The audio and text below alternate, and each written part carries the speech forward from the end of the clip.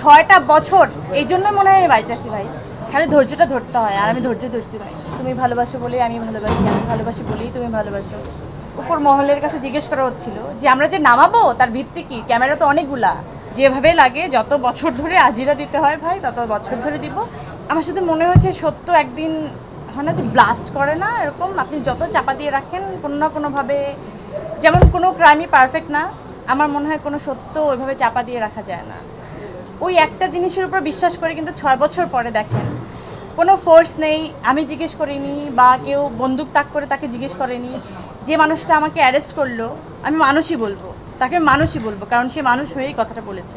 মানে অ্যারেস্ট করা কি, মানে তখন তো অ্যারেস্টের কোনো মানে মানে ওই ওই পারমিশনটাও ছিল না, বা আমার বাসা সার্চ করারও কোনো পারমিশন তাদের কাছে ছিল না। তারপরে যেটা করেছে সেটা নিয়ে কিন্তু আমি কোনোভাবেই কোনো কথা বলিনি। আমি শুধু জিজ্ঞেস করেছিলাম আপনাদের এরকম অনেক ক্যামেরার সামনে থেকে আমার বাসা থেকে কিন্তু আমাকে নিয়ে যাওয়া হচ্ছিল। তো আমি আজকে হাসছি কেন জানেন, আমি হেসে হেসে কথাগুলো কেন বলতে পারছি জানেন? ওই দিন যখন ওই ব্যক্তিটা পুরো ঘটনাটা কিন্তু একদম সে কত মিনিটে অনেক লং টাইম ধরে কিন্তু বলছিল, শুরু থেকে শেষ পর্যন্ত উনি সে বাসা যাচ্ছে কি করতেছে, তারপরে মাঝখান থেকে তাকে বলা হয়েছে যে তুমি ওর বাসায় যাও, ওনাকে নিয়ে আস, মানে হয় না যে ওর মধ্যে তুমি ইনভলভ হও, প্রত্যেকটা বিষয় কিন্তু সে একদম পয়েন্ট বাই পয়েন্ট যখন বলেছে, তখন বলছি ভাই কী দরকার ছিল এত কিছু বলার। জানেন এটা কেন দরকার ছিল? কারণ আমি সত্যি ছিলাম। এটা 6টা বছর এই জন্য মনে হয় আমি বাইচাছি ভাই। খালি ধৈর্যটা ধরতে হয়, আর আমি ধৈর্য ধরছি ভাই। লোডশেডিং কিংবা ঘরের বাইরের তীব্র গরমে ওয়ালটন রিচার্জেবল ফ্যান থাকলে থাকবে শুধু বাতাস আর বাতাস। আমি যে কি পরিমাণ হ্যাপি, কি পরিমাণ আমার মনে হয়েছে যে আমার 2টা পাখা হয়েছে, আমি অনেক রিলিফ হয়ে গেছি। আমার মনে হয় গাত থেকে সমস্ত বোঝা নেমে গেছে।